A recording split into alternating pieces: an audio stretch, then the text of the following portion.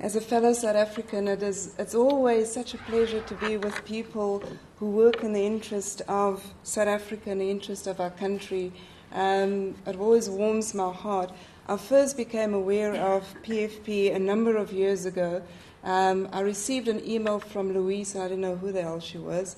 And I looked at it and I thought, well, this looks fantastic, but I am so busy. There is absolutely no ways that I can get involved in this. But I kept on receiving emails and eventually followed her on Twitter. So I've been watching PFP from a distance, and I've watched how it has grown.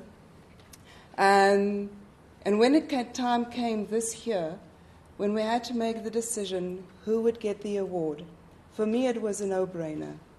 PFP stands in the midst in terms of our award winners. We started with this 3 years ago.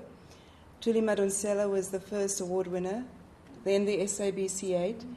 And when we looked at, when I took PFP, because let me just be clear, I'm the one who took it to the board, and said this is an organization that I really believe that we should recognize.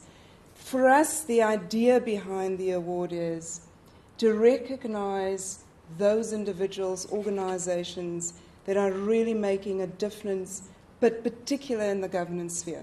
And you can imagine for us as the Institute, our reputation, of course, is very important to us.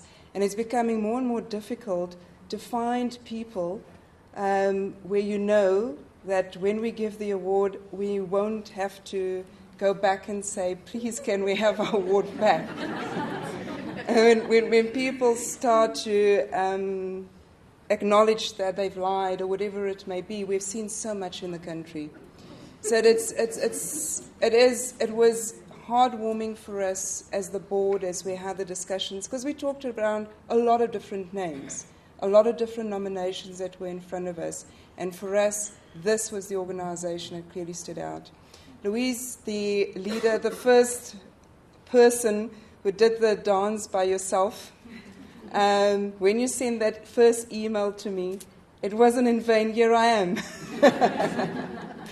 I want to say congratulations, but know that there are many more out there that are watching and eventually will come into the fold and contribute. Sometimes it feels like you're alone.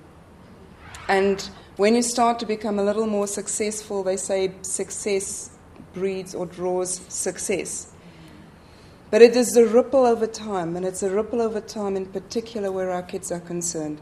Now, I don't have children. I made that decision many moons ago. It's not for me, it's for other people. But I do have a vested interest in this, because one day, when I'm too old to look after myself, it's the kids that have come through these schools who will be the doctors, who will be the nurses, who will be those professionals who I will depend on. And it is important to all of us. So once again, congratulations.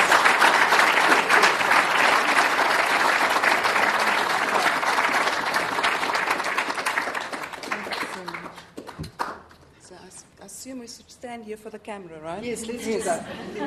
So I wasn't there at the event. Robin was there, so this is my chance.